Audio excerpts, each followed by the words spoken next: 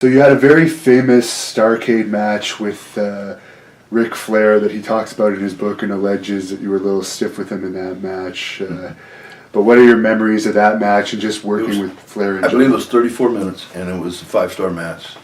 The other 5-star match I was Muda in Japan.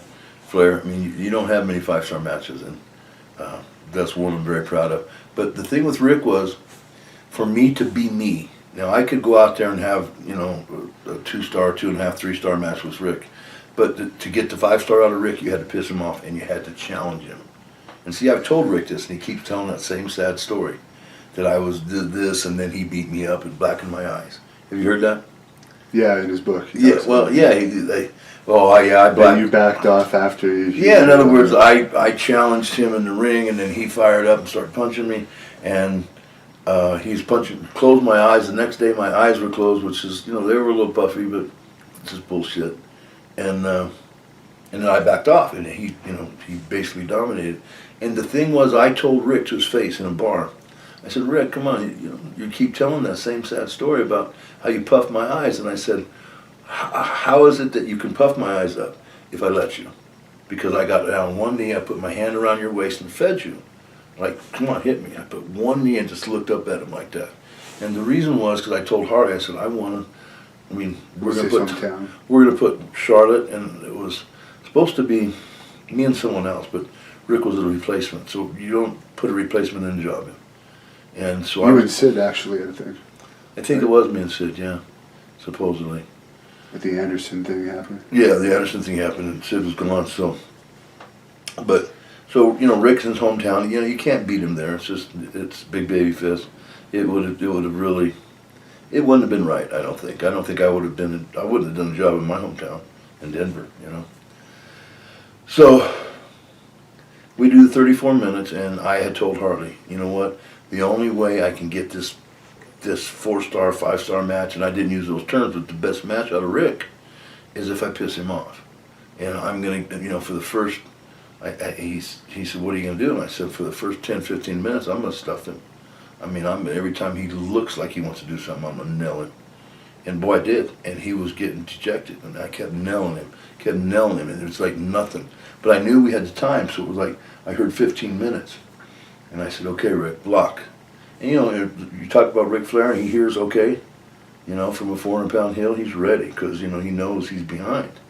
And man, he lights me up. But it was time, it was a match, it was by design. But I said, bleep, bleep, it's your time, take it. And boy, he did, he was lighting me up, and I was feeding in my face. Rick threw great punches, and he would mainly hit me there, but a couple were to the eye, and he did, puff my eyes up. But, so it was designed by me, and what you hear on the YouTube stuff is, something entirely different. But I credit Rick, for taking an ass whooping for the first 15 minutes by design on my part. And you do that to some people and they don't come back. Rick's a champion, and he saw his opportunity. He fought like heck. And boy, that match, that last 15 minutes was, and when he pinned me, they went nuts. But it was like, we needed that 15 minutes of just, you could have dropped a pin. That sold out Charlotte, and that was designed by me. So, there's once again, it was a pretty good call on my part, actually a great call on my part, and, And supposedly there was something on Twitter with you guys lately. I actually didn't follow it on Twitter, but I heard Ric Flair say that there was some type of an argument, but you guys actually called each other, and now it's sorted out. Yeah, we sorted it out. It's just, I was listening to this stuff about how he had blacked my eyes and he'd beat me up, and so I tweeted something about it. And, in response, I said, well, that wasn't the case, and blah, blah, blah. And then, so he responded to me, and so we got into it a little bit, but all in all, Rick's a pretty good guy. He really is. He's a very good guy.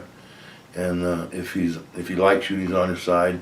You have a real ally. And I've never had a problem with him. I don't know what he feels about me at this point, but I know. You said you were all cool, the last thing I heard, so. You know what? I like Rick, and I loved working with him because, man, what a baby face. Good Lord. Jeez. If you had baby faces like that, you know.